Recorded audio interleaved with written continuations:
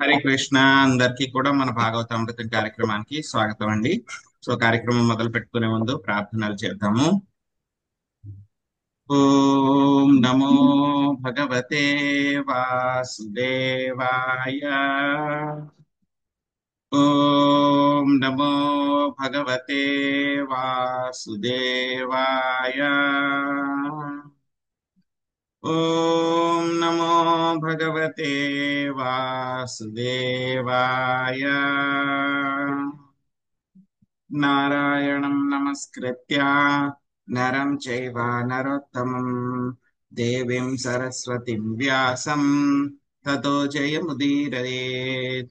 శృణ్వతాం స్వకథా కృష్ణ పుణ్యశ్రవణ కీర్తన హృదయం తస్థో హి అభద్రాణి విధునోతి సహృత్సతాం. నష్టప్రాయేషు అభద్రేషు నిత్యం భాగవత సేవయా భగవతి ఉత్తమ శ్లోకే భక్తిర్భవతి నైష్టికీ. ఓం అజ్ఞానతిమిరాంధస్య జ్ఞానాంజనాశలాకయా చక్షురున్మిళితం యేన తస్మై శ్రీ గురవే నమః.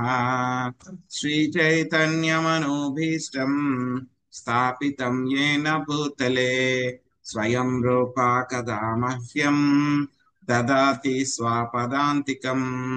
వందేహం శ్రీగురో శ్రీయుతాపదకమలం శ్రీగురున్ వైష్ణవాంశ్చ శ్రీరూపం సాగ్రజాతం సహగణా రఘునాథాన్వితం త్వాం సజీవం సాద్వైతం సావధూతం పరిజనా సహితం కృష్ణ చైతన్య దేవం శ్రీరాధా కృష్ణ పాదాన్ సహగణా లలిత శ్రీ విశాఖాన్వితాంశ. హే కృష్ణ కరుణా సింహో దీనబంధో జగత్పతే గోపేశా గోపికా కాంతా రాధా కాంతా నమోస్తుతే. తప్త కాంచన గౌరాంగీ రాధే వృందావనేశ్వరి వృషభానుసుతే దేవి ప్రణమామి హరిప్రియే. వాంఛాకల్పతరుభ్యశ్చ కృపా సింధుభ్య ఏవ చ పతితానాం పావనేభ్యో వైష్ణవేభ్యో నమో నమః. జయ శ్రీ కృష్ణ చైతన్య ప్రభు నిత్యానంద శ్రీ అద్వైత గదాధర శ్రీవాసాది గౌర భక్త వృంద. హరే కృష్ణ కృష్ణ కృష్ణ హరే హరే హరే రామ రామ రామ హరే హరే.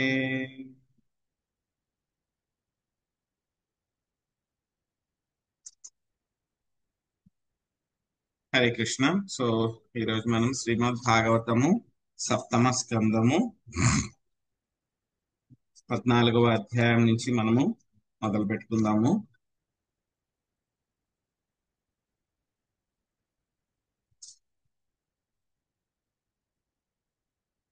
మాతాజీ ఎవరండి జాయిన్ అయ్యారు ఈరోజు? హరే కృష్ణ. హరే కృష్ణ ప్రభు. 14 అధ్యాయమా ప్రభు? ప్రభుజీ అవునండి, 14వ అధ్యాయం. జయం 11వ అధ్యాయం ప్రభుజీ. 11 ప్రభుజీ 14వ శ్లోకం. 11వ అధ్యాయంలో 14వ శ్లోకం నుంచి మొదలు పెడతాం. అదే నా అధ్యాయం ఎప్పుడు 11కి వెళ్ళిందని నేను అందుకే మిమ్మల్ని అడిగింది ప్రభుజీ. బాలా త్రిపుర సుందరి మాతాజీ జాయిన్ అయ్యారు ప్రభు. ఉన్నారండి మాతాజీ? హరే కృష్ణ.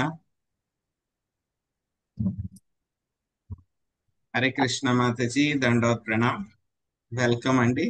సో అన్మ్యూట్ మన చేసుకోండి. భాగవతామృతం కార్యక్రమానికి స్వాగతము. సో ప్రతిరోజు కూడా భాగవత శ్రవణం చేస్తూ ఉంటాము అందరూ కలిసి. ఇప్పుడు సప్తమ స్కందంలో ఉన్నాము. So welcome. సో ప్రతిరోజు కూడా జాయిన్ అవ్వడానికి ప్రయత్నించండి. హరే కృష్ణ. జయలక్ష్మి మాతాజీ పెట్టారు ప్రభుజీ. హరే కృష్ణ. ఇప్పుడే పెట్టారు.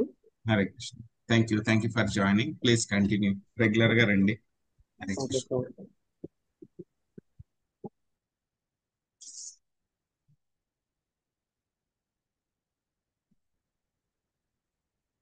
సో మనం ఈరోజు మళ్ళీ 14వ శ్లోకం నుంచి చూద్దాం.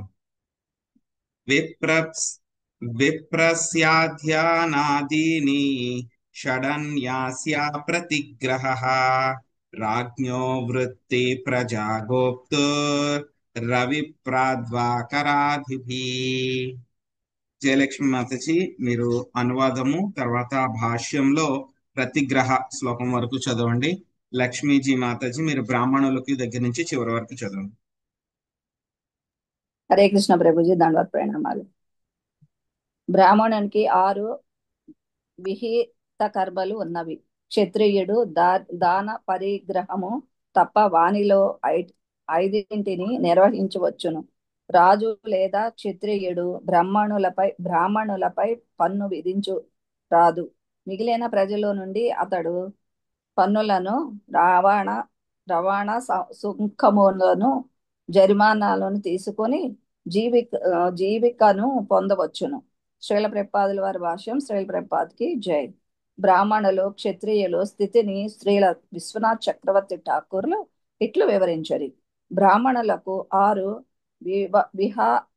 విహాత కర్మలున్నవి.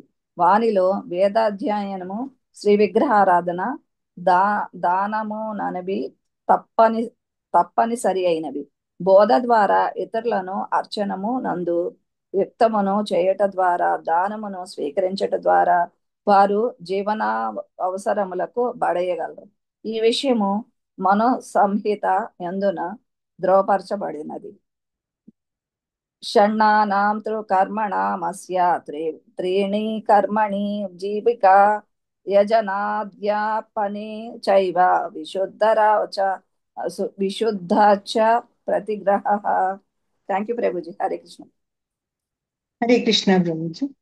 బ్రాహ్మణులకు గల 6 విహిత కర్మలలో శ్రీ విగ్రహారాధనము, వేదాధ్యయనము, దానమనడి 3 తప్పనిసరి అయినవి. దానికి ప్రతిఫలముగా బ్రాహ్మణుడు దానమును స్వీకరించి తన జీవికను బడయవచ్చును. తమ జీవికను సంపాదించుకొనుటకు బ్రాహ్మణుడు అన్యమగు ఎట్టి కర్మను స్వీకరింపరాదు. బ్రాహ్మణుడనని చెప్పుకొనువాడు అన్యుల సేవలో నెలకొనరాదని శాస్త్రములు ప్రత్యేకించి నొక్కి చెప్పుచున్నవి. లేనిచో అతడు పతితుడై శూద్రునిగా నగును. రూప సనాతనులు అత్యంత గౌరవనీయమగు వంశమునకు చెందిన వారే అయినను నవాబు హుస్సేన్ షా కొలువులో పనిచేస్తున్నందున సామాన్యమగు గుమస్తాలుగా కాదు, మంత్రులుగానే అయినప్పటికీ బ్రాహ్మణులచే వెలివేయబడిరి. నిజమునకు వారు మహమ్మదీయులుగానే మారిపోయి తమ పేర్లను కూడా మార్చుకొనిరి. అత్యంత పవిత్రుడు కానిదే బ్రాహ్మణుడు ఇతరుల నుండి దానమును గ్రహింపజాలడు. అనగా పవిత్రుడైన వానికే దానం ఇయ్యవలెను. బ్రాహ్మణ వంశమున పుట్టినప్పటికీ శూద్రుని వలె వర్తించువాడు దానమునకు అనర్హుడు. అతనికి దానమిచ్చుట ఖచ్చితముగా నిషేధింపబడినది. క్షత్రియులు దాదాపుగా బ్రాహ్మణులంతటి యోగ్యులే అయినను దానమును స్వీకరించుటకు అనర్హులు. అప్రతిగ్రహ అను పదము ద్వారా ఈ శ్లోకమునందు క్షత్రియులు దానమును స్వీకరించుట ఖచ్చితముగా నిషేధింపబడినది. క్షత్రియులే దానమును స్వీకరించరాదన్నచో ఇక ఇతర వర్ణములను గూర్చి చెప్పున్నదేమున్నది? రాజు లేదా ప్రభుత్వము ప్రజల ధన ప్రాణములకు పూర్తి రక్షణమును కల్పింపగలిగినప్పుడే వారి నుండి ఆదాయ సుంకము, రవాణా సుంకము, జరిమానాల వంటివి తీసుకొనవచ్చును. పూర్తి రక్షణను ఇవ్వగలిగినప్పుడే అతడు పన్నులను విధించవలెను. కానీ భగవద్భక్తిలో నెలకొనినట్టి బ్రాహ్మణులు, వైష్ణవులపై రాజు ఎటువంటి పన్నులు విధించరాదు. హరే కృష్ణ ప్రభుజీ. థ్యాంక్ యూ అండి. హరే కృష్ణ. వైశ్యస్తు వార్తావృత్తిః స్యాన్నిత్యం బ్రహ్మకులానగః శూద్రస్య ద్విజ శుశ్రూషా వృత్తిశ్చ స్వామినో భవేత్. వార్తా విచిత్రశాలీనయా యావారసీలోచనం విప్రవృత్తిశ్చ తిరుద్ధేయం శ్రేయసి చోత్తరాత్తరా. మంజుల మాతాజీ 2 శ్లోకాలది అనువాదం చదవండి. పాశం లక్ష్మీ మాతాజీ భాష్యం చదవండి. 16వ శ్లోకము. హరే కృష్ణ ప్రభుజీ. 15వ శ్లోకం. వైశ్యులు సదా బ్రాహ్మణుల నిర్దేశం అనుసరించి కృషి, వాణిజ్యము, గోరక్షణం వంటి కర్మలలో నెలకొనవలను. ఇక ఉన్నత వర్ణము వానిని యజమానిగా స్వీకరించి అతని సేవలో నెలకొనుట శూద్రుల కర్తవ్యము. 16వ శ్లోకం అనువాదం. గత్యాంతరముగా బ్రాహ్మణుడు, వైశ్యులు విహితకరమైన కృషి, గోరక్షణమును లేదా వాణిజ్యములను స్వీకరించవచ్చును. అయాచితముగా వచ్చిన దానిపైన అతడు ఆధారపడవచ్చును. ప్రతిదినము పొలమును చెంత యాచించవచ్చును.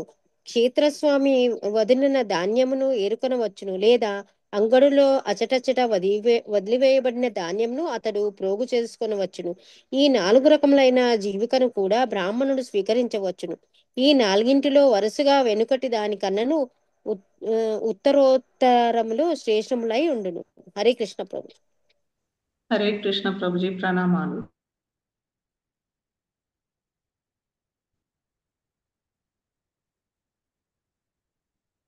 చదవండి మాతాజీ. చదువుతున్నారు మాతాజీ? హరే కృష్ణ. చదువుతున్నాను. హరే కృష్ణ. వినిపిస్తలేదా ప్రభు? వినిపించట్లేదు, ఇప్పుడు చదవండి. భాష్యము. బ్రాహ్మణునికి కొన్ని మాల్రు భూదానము గోదానము ఇవ్వబడుచుండు. అప్పుడు అతను తన జీవి కొరకు వ్యవసాయము చేయుచు గోరక్షను కావించుచు తన చెంత హెచ్చుగానున్న వాటిని వాణిజ్యము చేయుచు వైశ్యునిగా వర్తించవచ్చును. కానీ అతడు యాచించకుండా పొలము నుండి ధాన్యమును ఏరుకొనుట లేదా అంగడిలో ఉన్న ధాన్యమును ప్రోగు చేసుకొనుట దానికి కన్నను శ్రేష్టమైన పద్ధతి. హరే కృష్ణ ప్రభు. హరే కృష్ణ. సో మనకి ఈ యొక్క వర్ణాశ్రమ పద్ధతి గురించి మనకి చెప్తున్నారు అన్నమాట. సో నిన్న మనము మొత్తం 4 వర్ణాల వారి గురించి, వాళ్ళకు ఉన్నటువంటి ఏవే కర్మలు చేయాలి చేయకూడదు అనేటువంటి విషయాలు మనకు చెప్తున్నారనమాట. ఎవరు? నారదముని యుధిష్ఠిర్ మహారాజ్కి చెప్తున్నారనమాట. సో 13వ శ్లోకంలో నిన్న మనం చూసాం, బ్రాహ్మణులైనటువంటి వాళ్ళు ఏ విధంగా ఉండాలి అని చెప్పి మనకు చెప్పారనమాట. సో వాళ్ళకి మొట్టమొదట బ్రాహ్మణులకి ముందు ఏమిటి, ఖచ్చితంగా వాళ్ళకి గర్భధాన సంస్కారం జరగాలన్నమాట. అప్పుడే వాళ్ళు ద్విజుల కింద ఆమోదించబడతారనమాట. సో బ్రాహ్మణులు ఇంకా ఏం చేయాలి? వాళ్ళ యొక్క వంశాచారం ద్వారా బ్రాహ్మణులకి మొత్తము కొన్ని రకాలైనటువంటి పనులు చెప్పారు. ఏమిటవి? భగవదారాధన చేయడము, వేదాధ్యయనం చేయడము, దానము చేయడము. సో వాటిల్లో 4 కూడా ఆశ్రమ పద్ధతులు ఏవైతే బ్రహ్మచర్యము, అదే విధంగా వానప్రస్థము, సన్యాసము, గృహస్థాశ్రమము, వీటిని చెయ్యాలి అని చెప్పి చెప్పడం జరిగింది అనమాట. సో బ్రాహ్మణులకి మొత్తం 6 రకాలైనటువంటి బాధ్యతలు చెప్పారు. అందులో 3 కంపల్సరీగా చేయాల్సినటువంటివి, మిగతావి 3 ఆప్షనల్స్ అన్నమాట. సో ఏమిటవి? బ్రాహ్మణులకు చేయాల్సినటువంటివి వేదాలని అధ్యయనం చేయటము, శ్రీ విగ్రహారాధన చేయటము, దానము చేయటము. ఈ 3 కూడా తప్పనిసరి అన్నమాట, కంపల్సరీ. తర్వాత మళ్ళీ ఇంకా 3 పనులు చేయవచ్చు. ఏమిటా 3 పనులు? వేరే వాళ్ళకి శాస్త్రాల గురించి బోధించడం ఒకటి, ఆ తర్వాత వేరే వాళ్ళకి వాళ్ళు అర్చనం చేస్తూ ఉంటే కనుక, అంటే పౌరోహిత్యం లాగా అన్నమాట, వాళ్ళు అర్చనం చేస్తూ ఉంటే కనుక వాళ్ళకి సహకరించడము, అదే విధంగా దానాన్ని స్వీకరించడము. సో ఈ విధంగా వాళ్ళు వాళ్ళ యొక్క జీవన అవసరాలు ఏవైతే ఉంటాయో వాటిని వాళ్ళు పొందుతారన్నమాట. అసలు దానం తీసుకోవడానికి అర్హులు ఎవరు అని అంటే కనుక ఒక్కళ్ళు బ్రాహ్మణులు మాత్రమే దానం తీసుకోవడానికి అర్హులు. మిగతా వాళ్ళు ఎవ్వరు కూడా దానం తీసుకోవడానికి అర్హులు కారు. క్షత్రియులు గాని, వైశ్యులు గాని, శూద్రులు గాని దానం తీసుకోవడానికి అర్హులు కారన్నమాట. కేవలం బ్రాహ్మణులకు మాత్రమే, అందులో కూడా సరైనటువంటి అర్హత ఉన్నటువంటి వాళ్ళకి అన్నమాట. సో వీళ్ళు కంపల్సరీ చేయాల్సింది విగ్రహారాధనము, వేదాధ్యయనము, దానము, ఈ 3 చేయాలి. సో మిగతావి ఏంటంటే కనుక వాళ్ళు మిగతా వాళ్ళందరికీ కూడా సహకరిస్తూ ఉంటారు కదా. సో ఎవరైనా ఉన్నారనుకోండి, వాళ్ళకి విద్య బోధిస్తూ ఉన్నారనుకోండి, వాళ్ళు ఏదైనా దానం ఇచ్చారనుకోండి, అవి తీసుకోవచ్చు. సో ఎవరికైనా పౌరోహిత్యం చేస్తున్నారు, లేకపోతే ఏదైనా ఒక గుడిలోనో మందిరంలోనో భగవంతుడికి వాళ్ళు సేవ చేయడానికి వీళ్ళు సహకరిస్తున్నారు, అప్పుడు వాళ్ళ దగ్గర నుంచి సంభావన తీసుకోవచ్చు. సో ఆ తర్వాత మళ్ళీ ఏమిటి? సో వేరే వాళ్ళు ఎవరైనా దానం ఏమన్నా ఇస్తుంటే కనుక వాటిని వీళ్ళు తీసుకోవచ్చు అనమాట. ఇవి వాళ్ళకి ఇవ్వాల్సినటువంటి బ్రాహ్మణులు చేయాల్సినటువంటి పనులు. ఇవి కాకుండా మళ్ళీ బ్రాహ్మణులు కావాలంటే కనుక ఇంకా కొన్ని అత్యవసర పరిస్థితుల్లో ఇంకా కొన్ని రకాలైనటువంటి పనులు చేయడం ద్వారా వాళ్ళని వాళ్ళు పోషించుకోవచ్చు అన్నమాట. సో అవేమిటి? వాళ్ళకి క్షత్రియులు కాదు, వైశ్యులు చేసేటువంటి పనులు అన్నమాట. కృషి, గోరక్షము, వాణిజ్యము, ఆ 3 కూడా కావాలంటే చేసుకోవచ్చు వాళ్ళు బ్రాహ్మణులకు అన్నమాట. కానీ బ్రాహ్మణులు ఎప్పుడు కూడాను వేరే వాళ్ళ కింద పని చెయ్యకూడదు. వేరే వాళ్ళ కింద పని చేస్తే కనుక శూద్రులు అన్నమాట. ఉద్యోగం చేసేవాడు ఉద్యోగం చేసి ఎవరి దగ్గర అయినా సరే ఒక ధనం తీసుకునేటువంటి వాడు ఎవరైనా సరే శూద్రుడితో సమానం అన్నమాట. బ్రాహ్మణులు ఎట్టి పరిస్థితుల్లో కూడా శూద్రుల కింద వేరే వాళ్ళ కింద పని చేయకూడదు. కావాలంటే కనుక వైశ్యుల కింద వాళ్ళు చేసేటువంటి కృషి గోరక్షము వాణిజ్యము కావాలంటే కనుక చేసుకోవచ్చు అన్నమాట. సో ఎవరైనా ఇంకా మరి క్షత్రియులు ఏం చేయాలి అని అంటే కనుక క్షత్రియులు వాళ్ళు ఎప్పుడు కూడా దానం తీసుకోకూడదు, ఎవరిని యాచించకూడదు వాళ్ళు. సో వాళ్ళు చేయాల్సినటువంటి పనులు ఏంటి, బ్రాహ్మణుల మీద పన్ను విధించకూడదు అసలు. ఆ తర్వాత మిగతా వాళ్ళందరి దగ్గర నుంచి కావాలంటే కనుక వాళ్ళు పన్ను తీసుకోవచ్చు. ఆదాయ పన్ను కానీ లేకపోతే రవాణా పన్ను కానీ జరిమానాలు కానీ వీటిలన్నిటిని కూడా తీసుకుని ఏం చేయాలి, వాళ్ళు వాళ్ళ యొక్క జీవితాన్ని వాళ్ళు పోషించుకోవచ్చు. కానీ క్షత్రియులు ఎప్పుడు కూడా ఒకళ్ళ కింద ఎప్పుడు కూడా పని చేయకూడదు. సో అదే విధంగా బ్రాహ్మణుల మీద అజమాయిషి చెలాయించకూడదు, వాళ్ళ దగ్గర నుంచి పన్ను ఏది కూడా తీసుకోకూడదు అన్నమాట. ఎటువంటి పన్నులు బ్రాహ్మణుల పైన వైష్ణవుల పైన పన్నులు అనేటువంటి వేయకూడదు. సో ఇక్కడ ఇక బ్రాహ్మణులు అయితే కనుక ఎవరి కింద కూడా పని చేయకూడదు అన్నమాట వాళ్ళు. ఇంక మరి క్షత్రియులకి వైశ్యులకి చేయాల్సినటువంటి పనులు ఏమిటి, కృషి గోరక్షము వాణిజ్యము. అవి కావాలంటే కనుక వైశ్యులు ఆ 3 పనులు కూడా చేసుకోవచ్చు. అవి కూడా ఎలాగా, బ్రాహ్మణుల యొక్క నిర్దేశంలో మాత్రమే వాటిని చేసుకోవచ్చు అన్నమాట. ఇంకా బ్రాహ్మణులు అవి కూడా చేసుకోలేకపోతే కనుక, కృషి గోరక్షము వాణిజ్యం అవి కూడా చేసుకోలేకపోతే కనుక వాళ్ళు ఏం చేయొచ్చు, ప్రతిదినము పొలం దగ్గర వాళ్ళు యాచించుకోవచ్చు. ఆ తర్వాత ఆ క్షేత్రం యొక్క స్వామి ధాన్యాన్ని ఏమైనా వదిలేస్తే కనుక వాటిని ఏరుకుని తెచ్చుకోవచ్చు.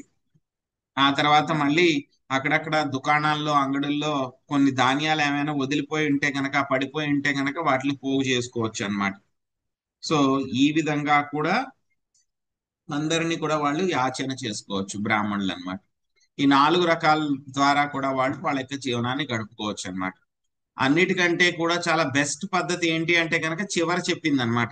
ఏంటన్నిటికంటే చివర చెప్పబడింది ఏంటి, అక్కడక్కడ అంగడిలో వదిలిపెట్టినటువంటి ధాన్యాన్ని పోగు చేసుకోవడం ఉత్తమమైనటువంటిది. దానికన్నా కొంచెం తక్కువగా ఉన్నది ఏమిటి, పొలంలో క్షేత్రాల్లో ధాన్యాన్ని వదిలిపెట్టిన దాన్ని ఏరుకుని తెచ్చుకోవడం. అంతకన్నా తక్కువ ఏంటి, పొలం దగ్గర యాచించుకోవడం. అంతకన్నా తక్కువ ఏమిటి, ఏమీ లేకుండా అలా ఉండడము. ఎవరైనా సరే అలాగా దారిని పోయే వాళ్ళు వేరే వాళ్ళు ఎవరో అనుకోకుండా వచ్చి వాళ్ళకి ఏమైనా ఇస్తే కనుక తీసుకోవడం, లేకపోతే అది కూడా మానేయడం. సో ఇది రివర్స్ ఆర్డర్ లో అన్నమాట, బెస్ట్ నుంచి వర్స్ట్ అన్నమాట. దానికన్నా ఇంకా వర్స్ట్ ఏమిటి మళ్ళీ చెప్పాలి అని అంటే కనుక ఇక కృషి గోరక్షము వాణిజ్యం చేసుకోవచ్చు అన్నమాట. ఇది బ్రాహ్మణులకి వైశ్యులకి శూద్రులకి ఇవ్వబడినటువంటి పనులు. ఆ తర్వాత ఇంకా మళ్ళీ చెప్తున్నారు 17వ శ్లోకంలో మొత్తం ఇంకా ఎమర్జెన్సీ సిచ్యువేషన్స్ ఏంటి అని చెప్పి చెప్తున్నారు. ఇక్కడ ఏంటంటే కనుక 4 రకాలైనటువంటి పనులు అనమాట, ఆల్టర్నేటివ్స్. ఏమిటది, వైశ్యులకి కృషి గోరక్షం వాణిజ్యం చేయడాన్ని ఏమంటారు, వార్త అంటారు అనమాట. తర్వాత సాలీన అంటే కనుక యాచించి వాళ్ళ యొక్క జీవితాన్ని గడుపుకోవడం, ఇది 2వ రకం. 3వది ఏంటి, యాయవారం. యాయవారం అంటే కనుక పొలంలోకి వెళ్ళి అక్కడక్కడ వాళ్ళు వదిలేసినటువంటి ధాన్యాలు గింజలు వాటిని ఏరుకోవడం. శిలోచనము అని అంటే కనుక ఏమిటి, అక్కడక్కడ దుకాణాల్లో వాటిల్లో వదిలేసి పెట్టిన వాటిని తీసుకోవడం అన్నమాట. సో 4 రకాలైనటువంటి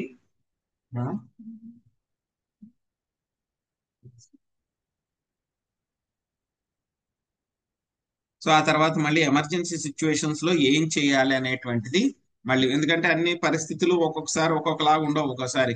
సో అప్పుడు ఎమర్జెన్సీ సిచ్యువేషన్ లో ఏం చేయాలనేటువంటిది మనకి 17వ శ్లోకం నుంచి 20వ శ్లోకం దాకా చెప్తున్నారు.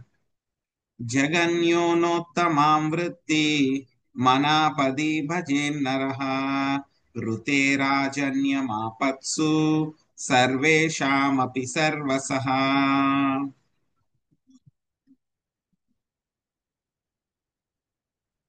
శశికళ మాతజీ మీరు 17వ శ్లోకము చదవండి, భాష్యం అనువాదం చదవండి. హరే కృష్ణ ప్రభుజీ, ప్రణామాలు, ధన్యవాదాలు. ఆపత్కాలమున తమ హీనులు ఉన్నతులైన వారి కర్మలను చేపట్టరాదు. అయినను అట్టి ఆపత్కాలమునందు క్షత్రియేతరులే ఇతరుల జీవికను స్వీకరింపవచ్చు. భాష్యం బై జయశ్రీల ప్రభుపాదుల వారికి జై.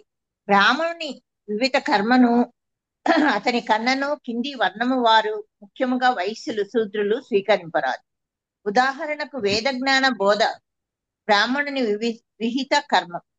ఆపత్కాలం ఎదురైతేనే తప్ప ఆ కర్మను క్షత్రియులు, వైశ్యులు లేదా శూద్రులు స్వీకరింపరాదు. ఆపత్కాలం నందు తప్ప క్షత్రియుడైనను బ్రాహ్మణుని విహిత కర్మలను స్వీకరింపజాలడు.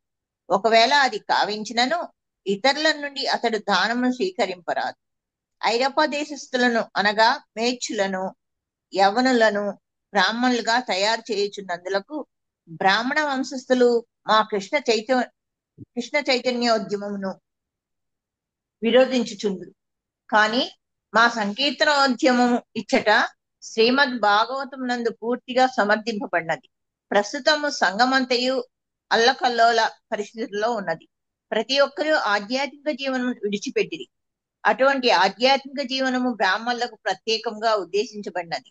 ప్రపంచమంతటను ఆధ్యాత్మిక సాధన పూర్తిగా నిలిచిపోయినందున ఇప్పుడు ఒక ఆపత్కాలం ఏర్పడి ఉన్నది. కనుక హీనులు, నిందనీయులని భావింపబడిన వారికైనను శిక్షణ నొసగవలసినది సమయం ఇది. అంతటా వారు బ్రాహ్మణులుగానైనా ఆధ్యాత్మిక పురోగతి కార్యమును చేపట్టగలరు. మానవ సంఘము యొక్క ఆధ్యాత్మిక పురోగతి పూర్తిగా నిలిచిపోయినది. ఈ పరిస్థితిని ఆపత్కాలంగా పరిగణింపవలసి ఉన్నది.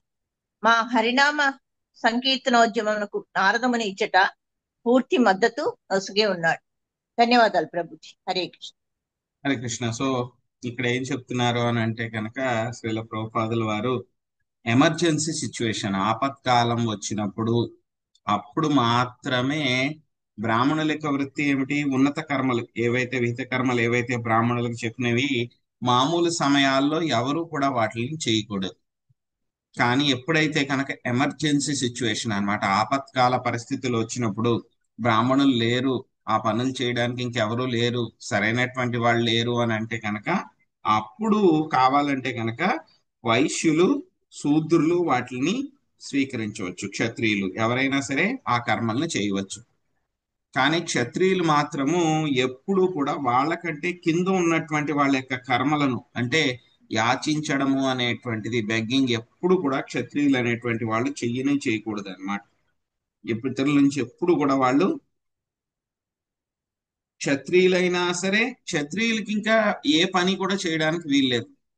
ఓన్లీ వాళ్ళకి అందరినీ కంట్రోల్ చేయడము, అందరికీ రక్షణ చేయడము, వాళ్ళకి పన్నులు విధించడము, వాళ్ళ దగ్గర నుంచి వచ్చింది తీసుకోవడం. మిగతా ఏ పనులు కూడా ఎమర్జెన్సీ సిచ్యువేషన్స్ లో కూడా వాళ్ళు బ్రాహ్మణుల పనులు కానీ, వైశ్యుల పనులు కానీ, శూద్రుల పనులు కానీ వాళ్ళు చేయకూడదు. ఎమర్జెన్సీ సిచ్యువేషన్స్ లో కావాలంటే కనుక వైశ్యులు, శూద్రులు కావాలంటే కనుక బ్రాహ్మణుల యొక్క విహిత కర్మల్ని చేయవచ్చు. అది కూడా కేవలం ఎమర్జెన్సీ సిచ్యువేషన్ వచ్చినప్పుడు మాత్రమే అన్నమాట. అది పర్మిటెడ్ అన్నమాట. శ్రీల ప్రభుపాదుల వారు చెప్తున్నారు, చాలా మంది ఏంటంటే కనుక ప్రభుపాదుల వారు అమెరికా దేశానికి వెళ్ళి అక్కడ ఉన్నటువంటి పాశ్చాత్యులు, యవనులు, మ్లేచుల కింద పుట్టినటువంటి వాళ్ళందరినీ కూడా ఆయన ఏం చేస్తున్నారు, బ్రాహ్మణులు చేస్తున్నారు. సో ఇండియాకి వచ్చినప్పుడు చాలా మంది ఇక బ్రాహ్మణులు ఎవరైతే ఉన్నారో వాళ్ళందరూ కూడా చెప్పారు, ఇలా చేయకూడదు, వాళ్ళు ఎలా బ్రాహ్మణులు చేస్తారు, అది ఇది అని అన్నారనమాట. సో కానీ ప్రభుపాదుల వారి యొక్క భాషలో ఏం చెప్తున్నారు అని అంటే కనుక ప్రస్తుతం సమాజం అంతా కూడాను ఆధ్యాత్మిక పురోగతి అంతా నాశనం అయిపోయింది. సో కాబట్టి అందరూ కూడా హీనులు అయిపోయారు. సో అటువంటి ఎమర్జెన్సీ సిచ్యువేషన్, ఇప్పుడు ఎమర్జెన్సీ సిచ్యువేషన్ వచ్చింది కాబట్టి అటువంటి పరిస్థితుల్లో ఇటువంటి యవనులు, నీచులు అయినటువంటి వాళ్ళు వీళ్ళందరినీ కూడా బ్రాహ్మణుల స్థాయికి తీసుకొస్తున్నాము. ఎమర్జెన్సీ సిచ్యువేషన్ లో చేయాల్సిన పరిస్థితే. దీన్ని నారదముని కూడా ఒప్పుకుంటున్నారు ఈ యొక్క శ్లోకంలో. ఇది ప్రభుపాదుల వారు చెప్తున్నారు అన్నమాట.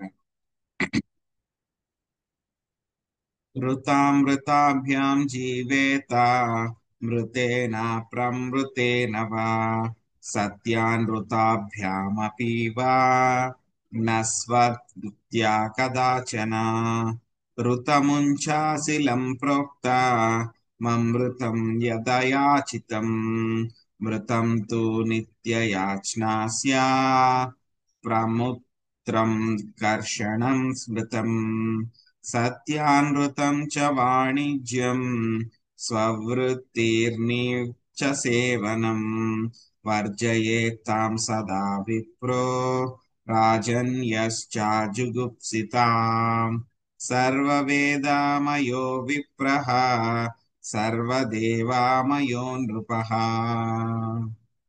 భవానీ మాతాజీ మీరు అనువాదం చదవండి. భాష్యం సుబ్రహ్మణ్య ప్రభుజీ చదవండి. హరే కృష్ణ. ఆపత్కాలమున మనుజుడు ఋతము, అమృతము, మృతము, ప్రమృతము, సత్యానృతము వంటి నానా విధములకు వృత్తులను స్వీకరింపవచ్చును. కానీ ఎట్టి పరిస్థితి అందున అతడు శనక వృత్తిని గ్రహింపరాదు.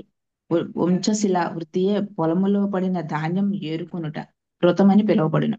ఆయాచితంగా పొందినది అమృతము, ధాన్యము యాచించుట మృతము, వ్యవసాయము చేయుట ప్రమృతము, వాణిజ్యము చేయుట సత్యానృతము. కానీ హీనుల సేవలో నెలకొనుట శనక వృత్తి, స్వవృత్తి అనబడును. ముఖ్యముగా బ్రాహ్మణులు, క్షత్రియులు, శూద్రుల సేవలో నెలకొనరాదు.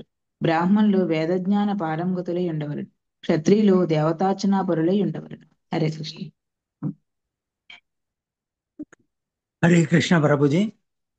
అవశ్యము చాతుర్వర్ణ్యం మయా సృష్టం గుణకర్మ విభాగశః అని భగవద్గీత 4.13 ఎందు తెలుపబడినట్లు మానవ సంఘం నందలి 4 వర్ణముల వారి గుణకర్మలను అనుసరించి శ్రీకృష్ణ భగవాను చేతనే సృజింపబడినవి. పూర్వము మానవ సంఘమును బ్రాహ్మణులు, క్షత్రియులు, వైశ్యులు, శూద్రులనడి 4 వర్ణములుగా విభజించే విధానము ఖచ్చితంగా పాటించబడినది. కానీ వర్ణాశ్రమ ధర్మము క్రమముగా నిర్లక్ష్యపరపబడి వర్ణశంకర ప్రజాబాహుళ్యము వృద్ధి చెందినది. ఆ ప్రకారము వర్ణాశ్రమ ధర్మ విధానమే పూర్తిగా నశించినది. కలియుగమునందు దాదాపుగా ప్రతి ఒక్కడు శూద్రుడే. కలవు శూద్ర సంభవ. ఇప్పుడు బ్రాహ్మణుని, క్షత్రియుని లేదా వైశ్యుని చూడగలుగుట దుర్లభమే. మా కృష్ణ చైతన్యోద్యమము బ్రాహ్మణులకు, వైష్ణవులకు సంబంధించిన ఉద్యమమే అయినను దైవీ వర్ణాశ్రమ పద్ధతిని తిరిగి నెలకొల్పుటకు మేము యత్నించుచున్నాము. అటువంటి విభాగములు లేనిదే శాంతి సమృద్ధులు ఉండనే ఉండవు. హరే కృష్ణ ప్రభుజీ. హరే కృష్ణ. సో ఇటువంటి ఆపత్కాల పరిస్థితులు వచ్చినప్పుడు కావాలంటే కనుక ఎవరైనా సరే వీటిని మొత్తం 5 రకాల విషయాల్ని వాళ్ళు ఎవరైనా సరే స్వీకరించవచ్చు అన్నమాట. ఏమిటవి? ఋతము అని అంటే కనుక ఇప్పుడో చెప్తున్నాం మనం. సో ఎక్కడైతే కనుక పొలాల్లో ధాన్యం కింద పడిపోతే కనుక వాటిని ఏరుకోవడము. అమృతము అంటే కనుక మనము ఎవరిని కూడా యాచించము, వాళ్ళంతటి వాళ్ళు వచ్చి ఏదైనా ఇస్తే కనుక స్వీకరిస్తాం అన్నమాట. అదే అమృతం అన్నమాట. మృతము అని అంటే కనుక ఏమిటి? వేరే వాళ్ళ దగ్గర నుంచి యాచన చేసి తీసుకోవడం. ప్రమృతము అని అంటే కనుక మనం పొలాన్ని దున్ని వాటి దగ్గర నుంచి మనం ధాన్యాల్ని మనం తయారు చేసుకోవడం. ఆ తర్వాత సత్యానృత అంటే కనుక ఏమిటి? వాణిజ్యం చేసుకోవడం అన్నమాట. సో ఇవి చేసుకోవచ్చు ఎవరైనా సరే ఎమర్జెన్సీ సిచ్యువేషన్స్ వచ్చినప్పుడు. కానీ ఈ యొక్క క్షత్రియులు అదే విధంగా బ్రాహ్మణులు ఎవరైతే ఉన్నారో వాళ్ళు ఎప్పుడూ కూడా శూద్రులు, అంతకంటే తక్కువ ప్రవృత్తి ఉన్నటువంటి వాళ్ళ యొక్క సేవలో ఎప్పుడు కూడా చేయకూడదు వాళ్ళు. ఎందుకంటే కనుక బ్రాహ్మణులు దేంతో సమానము? వాళ్ళు వేదాలతోటి సమానము.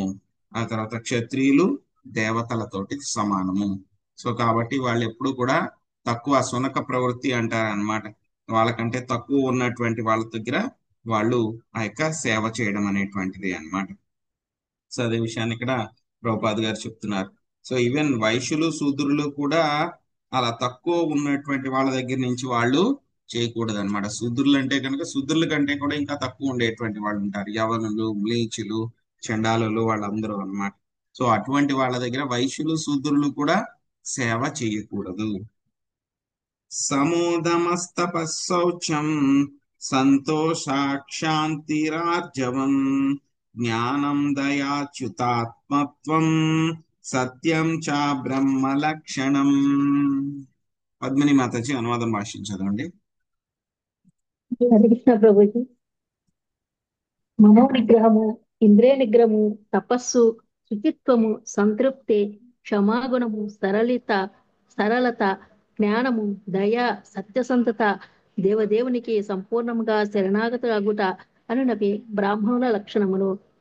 భాష్యముపై ప్రభుపాదికి జై. వర్ణాశ్రమ ధర్మ వ్యవస్థ యందు బ్రాహ్మణుడు, క్షత్రియుడు, వైశ్యుడు, శూద్రుడు, బ్రహ్మచారి, గృహస్థుడు, వానప్రస్థుడు, సన్యాసి మున్నగు వారందరి లక్షణములు పూర్తిగా వివరింపబడినవి. దీని చర్మ లక్షణము అచ్యుతాతత్వమే అనగా దేవదేవుడకు శ్రీకృష్ణుని గురించి ఎల్లప్పుడూ చింతించుటయే. కృష్ణ భక్తి భావన యందు పురోగమించుటకు మనుజుడు పైన పేర్కొనబడే లక్షణములను కూడినట్టి బ్రాహ్మణుడు కావలసి ఉండను. హరే కృష్ణ ప్రభు. హరే కృష్ణ. సో బ్రాహ్మణుడు మొత్తం 4 శ్లోకాల్లో అన్నమాట, 21, 22, 23, 24 శ్లోకాల్లో ఒక్కొక్క ఎవరైతే కనుక ఈ యొక్క వర్ణం ఏదైతే ఉందో వాళ్ళకి సంబంధించినటువంటి లక్షణాలన్నీ కూడా మనకి చెప్తున్నారు. సో 21వ శ్లోకంలో బ్రాహ్మణులకు సంబంధించినటువంటి లక్షణాలు ఏమిటి? మనోనిగ్రహము, ఇంద్రియ నిగ్రహము, తపస్సు, శుచిత్వము, సంతృప్తి, క్షమాగుణము, సరళత, జ్ఞానము, దయ, సత్యసంధత, దేవదేవునికి సంపూర్ణముగా శరణాగతుడొగట అనేటువంటివి బ్రాహ్మణుల యొక్క లక్షణాలు అన్నమాట. ఏం చేస్తున్నాం మనం అందరం కూడా ఇప్పుడు బ్రాహ్మణులు అవడానికి ప్రయత్నిస్తున్నాం. మనం అందరం కూడా శ్రీల ప్రభుపాద వారి యొక్క ఉద్యమం ఏమిటి? అందరినీ కూడా బ్రాహ్మణులు అంతకంటే ఉత్తమమైనటువంటి యొక్క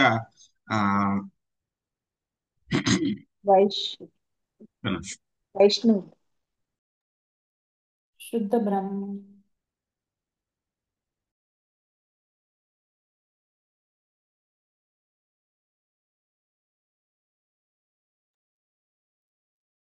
సో బ్రాహ్మణులు అంతకంటే ఉత్తమమైనటువంటి వైష్ణవుల కింద మనం అవడానికి ప్రయత్నిస్తున్నాం. కాబట్టి అట్లీస్ట్ మనము ఈ యొక్క బ్రాహ్మణుల యొక్క లక్షణాలను మనం పెంపొందించుకోవడానికి కాన్షియస్ ఎఫర్ట్ అన్నమాట, ప్రయత్నించాలన్నమాట. సో తర్వాత క్షత్రియుల యొక్క లక్షణాలు ఏంటో చూద్దాం.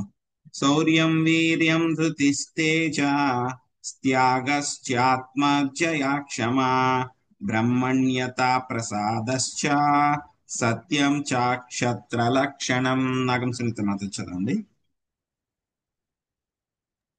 Hare Krishna Prabhuji. దండోత్సవం.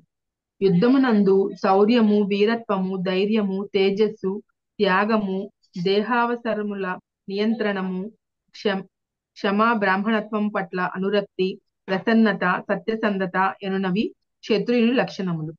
Thank you Prabhuji. Hare Krishna. So ఇది వరకు ఉండేటువంటి క్షత్రియులు అయితే కనుక ఇప్పుడు ఉండేటువంటి వాళ్ళకి లక్షణాలు చాలా తక్కువగా ఉంటున్నాయి. కానీ వరకు అయితే క్షత్రియులందరికీ కూడా గొప్ప గొప్ప వీరులు వాళ్ళందరి గురించి కూడా మనం చదువుకున్నాం కదా.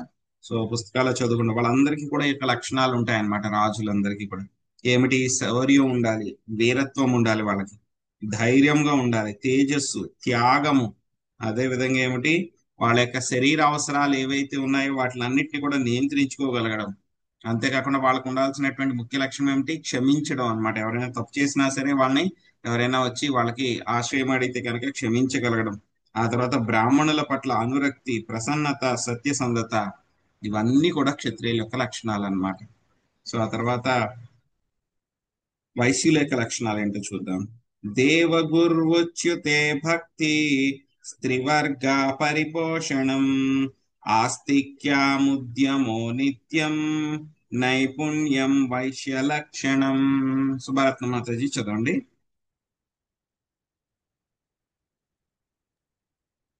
హరే కృష్ణ.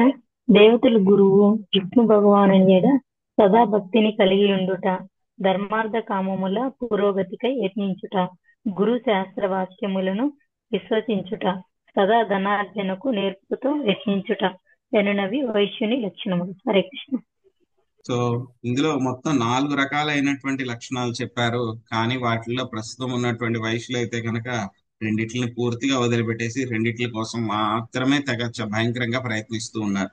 సో దాన్ని వాళ్ళు చెప్పుకుంటున్నారు అన్నమాట. ధర్మార్థ కామంలో పురోగతికై యత్నించుట చేస్తున్నారు బాగానే.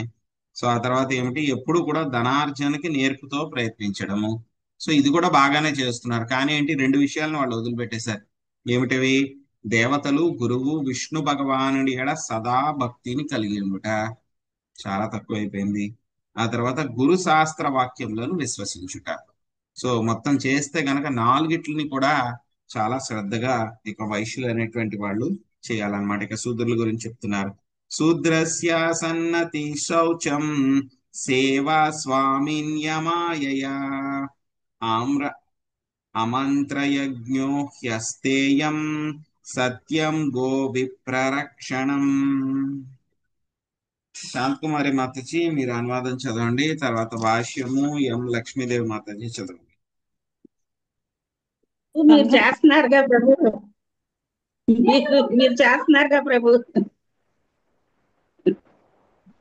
సంగమనందలి ఉన్నత వర్గముల వారికి బ్రాహ్మణులు క్షత్రియులు వైశ్యులు వందనమిడుట సదా శుచిగా నుండుట కపట రాహిత్యము యజమాని సేవ మంత్రోచ్చరణం లేకుండా యజ్ఞ నిర్వహణము చోరగుణము లేకుండుట ఎల్లప్పుడూ సత్యమనే పలుకుట గోబ్రాహ్మణులకు రక్షణ కల్పించుట ఎనిమిది శూద్రుని లక్షణములు. హరే కృష్ణ ప్రభుజీ. భాష్యం. పనివారు లేదా సేవకులు దొంగతనమునకు అలవాటు పడి ఉండుటే ఎల్లరి అనుభవములోనిదే. కానీ శ్రేష్ఠుడైన సేవకుడు చౌర్యమునకు పాల్పడడు. ఉత్తముడకు శూద్రుడు శుచిగా నుండవలననియు దొంగతనము చేయరాదనియు అబద్ధం ఆడరాదనియు యజమానికి సదా సేవను కూర్చవలననియు ఇచ్చట ఉపదేశించబడినది. యజమానితో పాటుగా యజ్ఞములకు వేదానుష్ఠాన కర్మలకు వెడలినను అతడు మంత్రములను ఉచ్చరింపరాదు.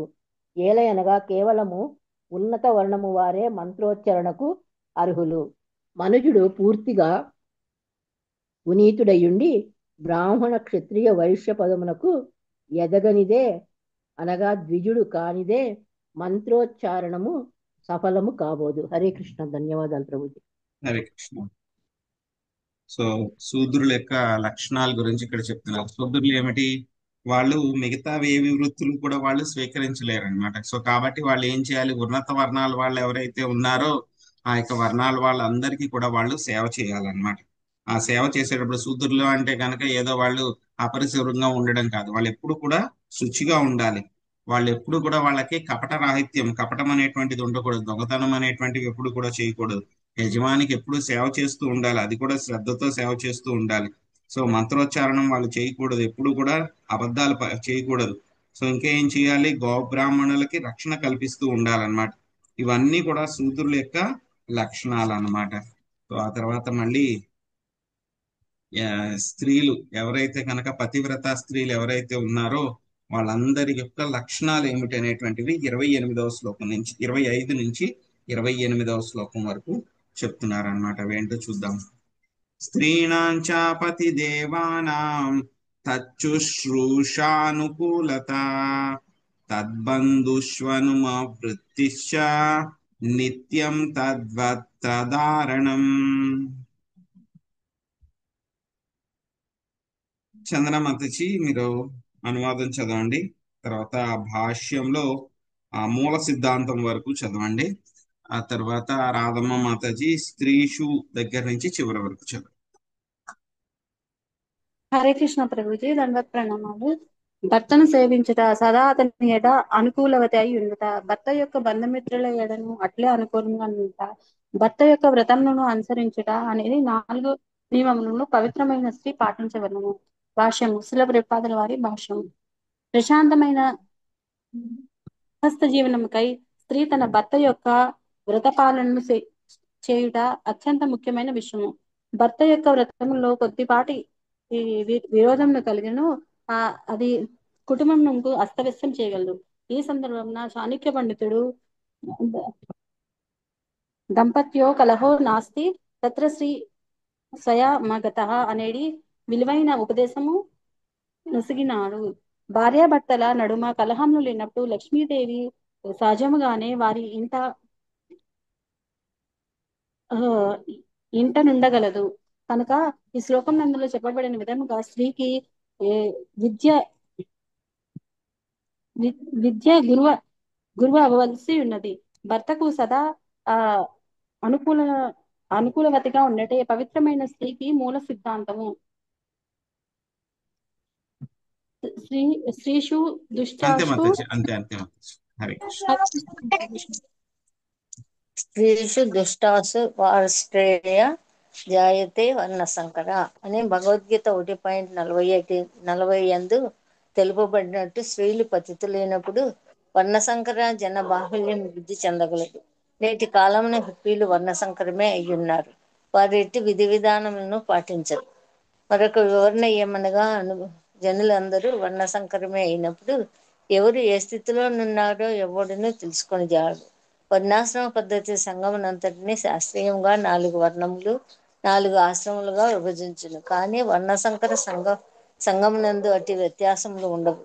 ఎవరన్నది ఎవరిను తెలుసుకొని జాలడు. అట్టి సంఘమునందు బ్రాహ్మణులు క్షత్రియులు వైశ్యులు శూద్రులను ఎవరినూ గుర్తింపజాలరు. కనుక ప్రపంచ సుఖశాంతుల కొరకు వర్ణాశ్రమ పద్ధతిని తప్పక ప్రవేశపెట్టవలను.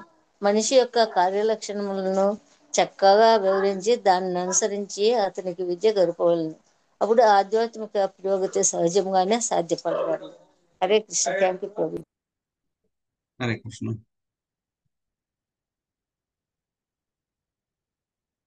సమ్మార్జనో ఫలేపాభ్యం గృహమండనవర్తనై స్వయం చామండితా నిత్యం పరిమృష్టా పరిచ్ఛదా కామైరుచ్ఛావచై స్వాధ్వీ ప్రశ్రయేణాదమేన చ వాక్యై సత్యై ప్రియ ప్రేమ్ణా కాలే కాలే భజేత్పతిం. లక్ష్మీ నాగేశ్వరి మాత చదవండి.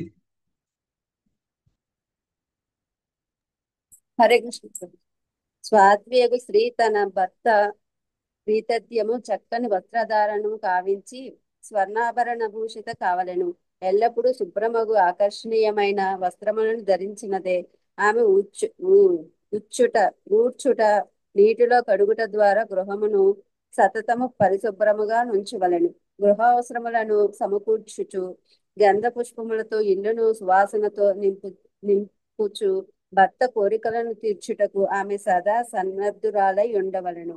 వినయము సత్యసంధత ఇంద్రియ నిగ్రహము కలిగినదే. ప్రియమగు వాకులతో ఆమె కాల పరిస్థితులను అనుసరించి ప్రేమతో భక్త సేవ యందు నెలకొనవలెను. హరే కృష్ణ. సంతుష్టాలోలుపాదక్ష ధర్మజ్ఞా ప్రియ సత్యవాక్ అప్రమత్తా శుచి స్నిగ్ధా పతిం త్వా పతితం భజేత్. మహాలక్ష్మి మాతాజీ మీరు అనువాదం చదవండి, తర్వాత భాష్యము స్వప్నలత మాతాజీ చదవండి. హరే కృష్ణ ప్రభుజీ. దండ ప్రణామాలు. సాధ్వియగు స్త్రీ లోపము లేనిదై అన్ని పరిస్థితుల యందును సంతృష్టురాలై ఉండవలెను. గృహ కలాపములు నిర్వహించుటలో దక్షత కలిగినదై ఆమె పూర్తిగా ధర్మం ఎరిగి ఉండవలను. సత్యము ప్రియమునైన వాక్కు కలది ఆమె అత్యంత సావధానురాలై ఉండవలను. శుచి శుభ్రత కలిగి ఉండవలను. ఆ విధంగా ఆమె పతితుడు కానట్టి భర్తను అనురాగముతో సేవించవలను. హరే కృష్ణ ప్రభుజీ. థ్యాంక్ యూ ప్రభు. హరే కృష్ణ ప్రభుజీ. ధన్యవాద ప్రణాం. భాష్యం. ధర్మ విషయమున పరమ ప్రామాణికుడైన యజ్ఞవల్క్యుడు అశుద్ధే సంప్రతిక్షోహి మహాపాతక దూషిత అని ఉపదేశించెను. కృష్ణ. దశవిధ సంస్కార విధిచే పవిత్రుడు కానివాడు పాపకర్మచే దూషితుడైన వానిగా పరిగణింపబడును. నమాం దుష్కృతో మూఢ ప్రపద్యంతే నరాధమ అని భగవద్గీత యందు శ్రీకృష్ణ భగవానుడు తెలిపియున్నాడు. అనగా భగవంతునికి శరణు జొచ్చని దుష్కృతులు నరాధములే. నరాధముడనగా అభక్తుడని అర్థము. శ్రీ చైతన్య మహాప్రభువు కూడా ఏయి భజే సే ఈ బడ అభక్త హీనచార అని పలికియుండిరి. అనగా భక్తుడైన వాడు పాపరహితుడు కాని భక్తుడు మాత్రం పతితుడు నిందనీయుడే. కనుక సాధ్వేగు స్త్రీ పతితుడైన భర్తతో కూడియుండరాదని ఉపదేశించబడినది. అక్రమ సంబంధము, మాంసభక్షణము, జూదము, మత్తు పదార్థ స్వీకారం అనేది 4 పాపకార్యములకు అలవాటు పడిన వాడే పతితుడు. ముఖ్యముగా దేవదేవుడగు శ్రీకృష్ణునికి శరణు జొచ్చని వానిని కలుషితునిగా భావింపవలసి ఉండును. కనుక సాధ్వియగు స్త్రీ అట్టి భర్తను సేవించరాదని ఉపదేశించబడినది. భర్త నరాధముడైనప్పటికీ సాధ్వియగు స్త్రీ బానిసవలే ఉండవలెనట యుక్తము కాదు. భర్త పతితుడైనచో అతని సాంగత్యమును ఆమె వదిలివేయవలని చెప్పబడినది. దీని భావము ఆమె మళ్ళీ పెళ్లి చేసుకుని వ్యభిచారమునకు దిగవలనని కాదు. సాధ్వియగు స్త్రీ దురదృష్టవశాత్తు పతితుడని వివాహం ఆడినచో విడిగా జీవించవలెను. అదే రీతిగా భార్య శాస్త్రానుసారము పతివ్రత కానిచో భర్త ఆమెకు దూరముగా నివసించవలెను. సారాంశమేమనగా భర్త విశుద్ధ వైష్ణవుడై ఉండవలెను. ఇక స్త్రీ ఇచ్చట చెప్పబడిన సమస్త లక్షణములను కూడినట్టి పతివ్రత అయి ఉండవలెను. అప్పుడు వారిరువురు సుఖసంతులై కృష్ణ భక్తి భావనలో పురోగమించగలరు. థ్యాంక్ యూ ప్రభు. హరే కృష్ణ.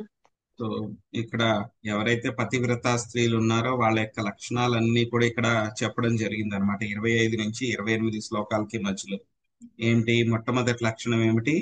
భర్తని ప్రేమతోటి ఆవిడ సేవించాలన్నమాట. అది కూడా కాలము సమయాన్ని బట్టి అన్నమాట. సో ఆ తర్వాత భర్త పట్ల ఎలా ఉండాలి? ఆవిడ అనుకూలవతి అయి ఉండాలి. అలాగే భర్త యొక్క బంధువుల పట్ల కూడా ఆవిడ అనుకూలవతి అయి ఉండాలి. అదేవిధంగా భర్త ఏవైతే వ్రతాలని పాటిస్తూ ఉన్నాడో ఆవిడ కూడా దాంతో పాటు ఆయనతో పాటు ఆవిడ కూడా పాటించాలన్నమాట. ఎప్పుడు కూడా భార్య ఎలా ఉండాలి? భర్త సంతోషం కోసము చాలా శుభ్రముగా మంచి బట్టలు వేసుకుని అలంకరించుకుని ఉండాలన్నమాట. సో అదే విధంగా ఇంటిని తను ఉన్నటువంటి ప్రదేశాలన్నిటినీ కూడా శుభ్రంగా ఉంచాలి. సో ఆవిడ ఎలా ఉండాలి అని అంటే కనుక చాలా వినయంగా ఉండాలి, సత్యసంధతతో ఉండాలి, ఇంద్రియ నిగ్రహం కలిగి ఉండాలన్నమాట. సో అదే విధంగా కాల పరిస్థితులను అనుసరించి ప్రేమతోటి భర్తకి ఆవిడ సేవ చేయాలి. ఆవిడ ఇంకా ఏం చేయాలి అని చెప్తున్నారు? ఇంద్రియాలను నిగ్రహించుకోవాలి, చక్కగా తీయని మాటలు మాట్లాడాలి, ఆవిడకి లోభం అనేటువంటిది ఉండకూడదు. సో సావధానురాలై ఉండాలి, శుచి శుభ్రత కలిగి ఉండాలి. సో ఆ తర్వాత ఇంటి యొక్క పనులన్నీ కూడా చక్కబెట్టడంలో ఆవిడ చాలా ఎక్స్పర్ట్, ప్రావీణ్యత కలిగి ఉండాలి అని చెప్పి చెప్తున్నారు. అదేవిధంగా ధర్మాల్ని పాటించడంలో కూడా ఆవిడకి చక్కటి విషయాలన్నీ కూడా తెలిసి ఉండాలన్నమాట. సో ఇవన్నీ కూడా ఎప్పుడు సబ్జెక్టు, ప్రతిదీ కూడా శాస్త్రం క్లియర్ గా చెప్తుంది. ఇవన్నీ కూడా ఎప్పుడు చేసి ఉండాలి అని అంటే కనుక ఆవిడకి పతితుడు కానటువంటి భర్త దొరికినప్పుడు ఆవిడ అనురాగంతో ఈ పనులన్నీ కూడా చేయాలి. పనులన్నీ కూడా ఎప్పుడు చేయాలి? ఆ భర్త కూడా ఎలాంటి వాడు అయి ఉండాలి? పతితుడు కానటువంటి వాడు ఉండాలి. పతితుడు కానటువంటి వాడు అని అంటే కనుక డెఫినేషన్ ఇక్కడ చెప్పారు. అక్రమ సంబంధము, మాంసభక్షము, జూదము, మత్తు పదార్థాలని స్వీకరించడం.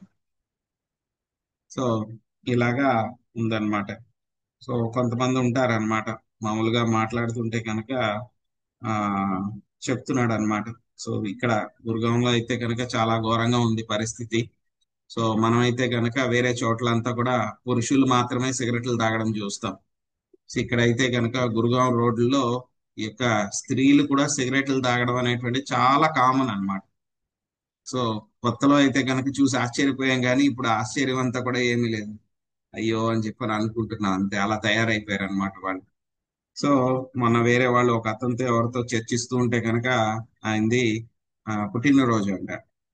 పుట్టినరోజు అయితే కనుక ఏంటి ఈ రోజు స్పెషల్ ఏంటి అని చెప్పి మామూలుగా అడిగా. ఏమిటి అని అంటే కనుక ఏం లేదు, నేను మందు తాగుతాను అని చెప్పని అన్నాడు అనమాట. సో మందు మరి ఎవరు ఏంటి అని అంటే కనుక అవును మా ఆవిడ ఉంటుంది, మా ఆవిడతో పాటు నేను మందు తాగుతాను అని చెప్పాను అన్నాడు. అదేంటి ఆవిడ నీకు మందు ఇస్తుందా ఏంటి అని అంటే కనుక ఆవిడ కల్పిస్తుంది, ఆవిడ కూడా తాగుతుంది, నేను కూడా తాగుతాను, ఇద్దరు కలిసి ఎవరి వెరైటీ ఏదైతే ఉందో అది తాగుతాం ఇద్దరు కూర్చుని అని చెప్పాను అనమాట. So made for each other అనమాట. సో ఇద్దరు కూడా పతితులే అక్కడ.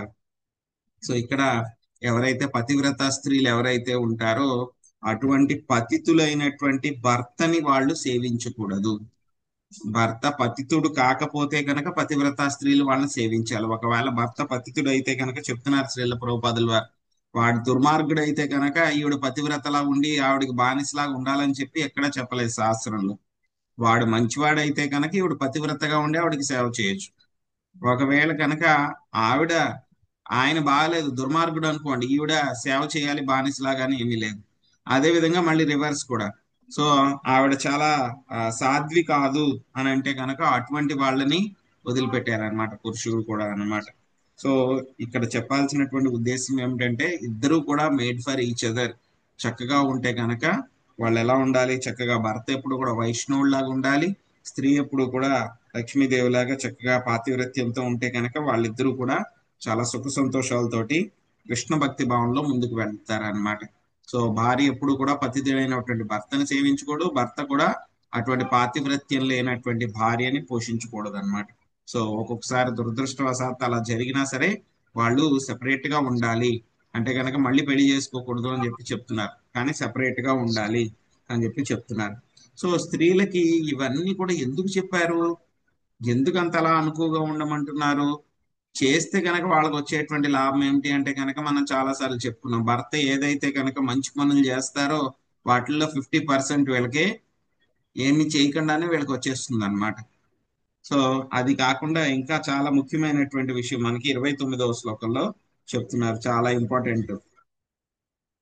యాపతిం హరిభావేన భజేత్ శ్రీరివ తత్పరా హర్యాత్మనా హరేర్లోకా లోకే పత్యా శ్రీరివ మోదతే. హడప శ్రీదేవి మాతజీ మీరు అనువాదము భాష్యంలో ఇట్లా తెలిపి ఉన్నారు వరకు చదవండి. నాగం సునీత మాతజీ హరిరశ్మిని స్థిత దగ్గర నుంచి చివరి వరకు చదవండి. లక్ష్మీదేవి వలె భర్తను సేవించిన స్త్రీ భక్తుడగును. ఆ భర్తతో పాటు తప్పక వైకుంఠమునకు వెడలి అచట అత్యంత సుఖముగా జీవింపగలదు. భాష్యము. సాధ్వీయగు స్త్రీకి లక్ష్మీదేవి యొక్క పరాయణత్వము ఆదర్శనీయమైనది. లక్ష్మీ సహస్ర శత సంభ్రమ సేవ్యమానం అని బ్రహ్మ సంహిత 5.29 పలికినది. అనగా వైకుంఠ లోకములందు విష్ణు భగవానుడు వేల కొలది లక్ష్మీ గణములచే అర్పింపబడును. అట్లే గోలోక బృందావనమునందు శ్రీకృష్ణ భగవానుడు లక్షల కొలది గోపికలచే వారందరూ లక్ష్ములే అర్చించబడును. శ్రీ తన భర్తను లక్ష్మీదేవి వలె శ్రద్ధతో సేవింపవలెను. పురుషుడు ఆదర్శనీయుడగు భగవత్ సేవకుడు కాగా స్త్రీ లక్ష్మీదేవి వలె ఆదర్శనీయురాలగు పత్ని అయి ఉండవలెను. అప్పుడు ఆ భార్యాభర్తలు ఇరువురు ఎంతటి శ్రద్ధావంతులు దృఢ లగుదురనగా కలిసి పనిచేసి వారు నిస్సందేహముగా భగవద్ధామమునకు వెడలగలరు. ఈ సందర్భమున శ్రీల మధ్వాచార్యులు తన అభిప్రాయమును ఇట్లు తెలిపి ఉన్నారు. హరే కృష్ణ ప్రభుజీ. హరిరస్మిన్ స్థిత ఇతి స్త్రీణాం భర్తరి భావన శిష్యానాం చ గురౌ నిత్యం శూద్రాణాం బ్రాహ్మణాదిషు భృత్యానాం స్వామిని తథా హరిభావ ఉదీరితః. స్త్రీ తన భర్తను భగవంతునిగా భావించవలెను. అట్లే శిష్యుడు తన గురుదేవుని దేవదేవుని వలెను, శూద్రుడు బ్రాహ్మణుని దేవదేవుని వలెను, సేవకుడు తన యజమానిని భగవంతుని వలెను తలచవలెను. ఈ ప్రకారం ప్రతి ఒక్కరూ స్వతః భగవద్భక్తులు కాగలరు. అనగా ఈ రకమైన చింతన ద్వారా వారందరూ కృష్ణ భక్తి భావనాయుతులు కాగలరు. హరే కృష్ణ. హరే కృష్ణ. సో ఎందుకు చేయాలి స్త్రీలు ఇవన్నీ అంతా కూడాను? భర్తకి ఎందుకు సేవ చేయాలి అని అంటే కనుక దాని వెనకాల ఉన్న సీక్రెట్ ఇదన్నమాట. ఎవరైతే కనుక శ్రద్ధగా లక్ష్మీదేవి ఏ విధంగా అయితే కనుక నారాయణుడిని సేవిస్తుందో అదే విధంగా ఏ స్త్రీ అయితే కనుక వైష్ణవుడైనటువంటి తన యొక్క భర్తని చాలా శ్రద్ధగా సేవిస్తుందో ఏమవుతుందంట, ఆవిడ కూడా వైకుంఠానికి వెళ్ళిపోతుంది అని చెప్పేసి చెప్తున్నారు అన్నమాట. ఈ యొక్క శ్లోకంలో ఎవరు చెప్తున్నారు? ఇది నారదముని చెప్తున్నారు. నారదముని చెప్పారంటే కనుక ఇంకా అంతే, ఫినిష్. సో అది స్టాండర్డ్ అది. సో కాబట్టి అందరూ కూడా చక్కగా ఈ యొక్క ధర్మాన్ని పాటించడానికి ప్రయత్నించాలన్నమాట. స్త్రీ ఎప్పుడు తన భర్తని భగవంతుడిగా భావించాలి. శిష్యుడు గురువుని ఎప్పుడు కూడా దేవదేవుడి కింద చూడాలి. శూద్రుడు బ్రాహ్మణుని ఎప్పుడు దేవదేవుడి కింద చూడాలి. సేవకుడు తన యజమాన్ని భగవంతుడిలాగా తలచాలి. ఆ విధంగా అందరూ కూడా ఏమిటి అంటే కనుక భగవద్భక్తులు అవుతారనమాట. సో ఇక వర్ణాశ్రమ పద్ధతిలో ఎందుకు ఇవన్నీ కూడా చెప్పారు అంటే కనుక ఎవరు చేయాల్సినటువంటి పనులు, మనకు ఒక సామెత ఉంటుంది కదా, ఎవరు చేయాల్సినటువంటి పనులు వాళ్ళు చక్కగా చేయాలి. ఒకళ్ళ పనులు ఒకళ్ళు చేశారనుకోండి, ఏమవుతుంది, అదంతా కూడా అస్తవ్యస్తంగా తయారవుతుంది అనమాట. ఇప్పుడు ఉన్నటువంటి సమాజంలో ఎవరు ఏ పని చేస్తున్నారో తెలియదు, ఎవరు ఏ రకమో తెలియదు, ఎవరు ఇష్టం వచ్చినట్లు వాళ్ళు చేస్తున్నారు. సో అంతా కూడా ఏమైపోయింది, క్లమ్జీగా తయారైపోయింది అంతా. ఏది ఎవరు ఏం చేస్తున్నారు, ఎప్పుడు చేయాలి, ఏ విధంగా చేయాలి, ఏమి రూల్స్ లేవు, పాడు లేవు. సో అలా తయారైపోయింది. కానీ ఏంటంటే కనుక ప్రభుపాదులు వారు చెప్తున్నారు, ఈ యొక్క కృష్ణ చైతన్య ఉద్యమం ఏమిటి అంటే కనుక బ్రాహ్మణుల్ని వైష్ణవుల్ని తయారు చేయడానికి ఉద్దేశించబడినా సరే ఈ యొక్క దైవీ వర్ణాశ్రమ పద్ధతిని అందరూ కూడా పాటించాలి. దైవీ వర్ణాశ్రమ పద్ధతి అంటే కనుక దాన్ని ఎలా తయారు చేశారు, కుల వ్యవస్థ కింద తయారు చేశారు అనమాట కలియుగంలో. కానీ కుల వ్యవస్థ కాదు దైవీ వర్ణాశ్రమ పద్ధతి అని అంటే కనుక ప్రభుపాదుల వారు ఒక భాష్యాల్లో కూడా చెప్పారు. మనకి ఏం చెప్పారు, చతుర్వర్ణం మయా సృష్ట్యం గుణకర్మ విభాగశః. వాళ్ళకు ఉన్నటువంటి గుణాలు, వాళ్ళు చేసేటువంటి పనులు బట్టి యొక్క మొత్తము యొక్క వర్ణాలు ఆశ్రమాలు అనేటువంటివి విభజించబడతాయి అని చెప్పి చెప్తున్నారు. సో స్త్రీలకు ఉండేటువంటి లక్షణాలు, స్త్రీ ఏమిటి అంటే కనుక, సో ఇక్కడ ఎసెన్స్ లో ఇక్కడ చెప్పినటువంటి 5 శ్లోకాల్లో ఏంటంటే కనుక పురుషుడు వైష్ణవుడి కింద ఉండాలి, తన యొక్క వైష్ణవుడిలాగా బిహేవ్ చేయాలి. ఆ తర్వాత వర్ణాశ్రమ పద్ధతిలో తన యొక్క ఏదైతే కనుక బాధ్యత ఉందో బాధ్యతను చక్కగా చేయాలి. ఆ బాధ్యతను చేయడానికి స్త్రీ ఏం చేయాలి? పురుషుడికి పూర్తిగా సహకరిస్తే కనుక, ఎలా అయితే కనుక లక్ష్మీదేవి నారాయణుడికి సేవ చేస్తుందో ఆ విధంగా భర్తకి సేవ చేస్తే కనుక జీవితాంతంలో ఏమైపోతుంది? ఆవిడ కూడా వైకుంఠం వెళ్తుంది అని చెప్పి చెప్తున్నారు అనమాట. సో ఆ తర్వాత మళ్ళీ ఇక మిక్స్డ్ క్లాసెస్ అన్నమాట. రకరకాలైనటువంటి వాళ్ళు, కలిసిపోయినటువంటి వాళ్ళు, ఏం జరుగుతుంది ఏమిటి అటువంటివన్నీ కూడా మనకి రేపు చెప్తారనమాట. సో అవి రేపు చూద్దాము. హరే కృష్ణ. హరే కృష్ణ ప్రభుజీ, దండవత్ ప్రణామాలు. హరే కృష్ణ. హరే సో కృష్ణ రేపు ప్రభుజీ. కూడా మనకి సేమ్ టైం ఉంటుందండి, 9 to 10. హరే కృష్ణ. ఓకే రేపు 9 గంటల నుంచి 10 గంటల వరకు సేమ్ టైం. ఈ రోజు అయింది కదా, అలాగే అండి. హరే కృష్ణ ప్రభు.